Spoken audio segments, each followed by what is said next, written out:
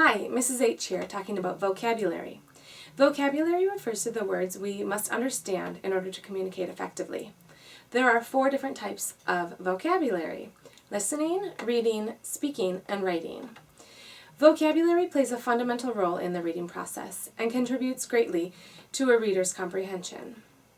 A reader cannot understand a text without first knowing what most of the words mean.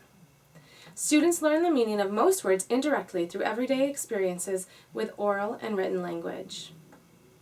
So, in order for you to help build your child's vocabulary, I thought of a couple ideas that I'd like to share with you.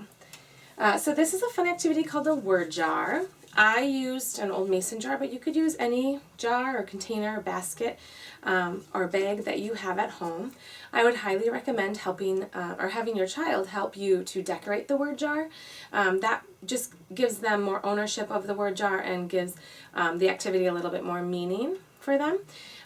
So I have included in your packet of information a link to a whole bunch of great first grade vocabulary words. So I highly recommend checking that link out and choosing some vocabulary words that you think would be difficult for your child and that you would like to see them start using in their vocabulary or in their speaking.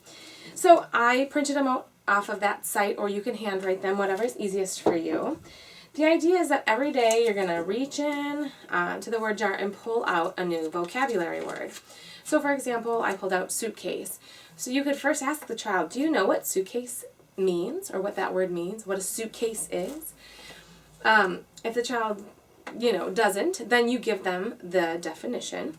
So you would say, a suitcase is something we use to hold all of our belongings when we travel. We put our clothes and our toothbrushes and all of our toiletries, all of the important things that we're going to need for our trip go into our suitcase, and we bring it along with us.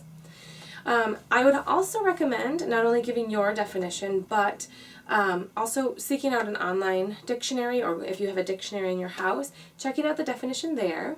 And then with your assistance on Google search, they could do an image search for the vocabulary word and possibly then have a visual representation of the word.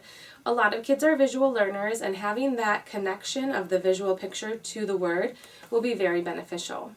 Now with something like this, you may have a suitcase in your house, and if so, I would highly recommend taking your child to where you store your suitcases and showing them a suitcase, because that's even more concrete if they can look at it, touch it, and feel it.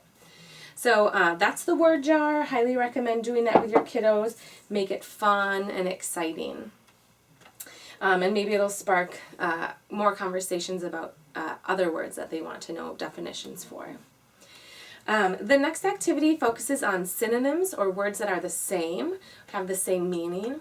So this activity can be done anywhere. It could be done at the doctor's office, while you're in the waiting room, at the grocery store, while you're shopping. It could be in your backyard, anywhere, on a road trip, anywhere. So all you're going to have your child do is you're going to ask them, can you describe something that you see? So for example, the child might say, that's a big tree. I see a big tree. And you can respond by saying, that is a big tree. And then give them synonyms. So you could say, instead of using the word big, I could also use words like enormous, or large, huge, immense, gigantic, or gargantuan. Right? So you're giving them all these different words to use instead of just using that one word, big. Thus, you're building their vocabulary. I would like you to point out when you're doing that to give them the information to say, these words mean the same thing as big. They're just different words that you can use. So that's a fun game. You can play it anywhere. I will tell you that when you start that game, you're going to be providing most of the synonyms, or the words that are the same. But as time progresses and your child's vocabulary continues to grow and grow and grow, the roles might start to shift, and you could describe something and then they could give you synonyms.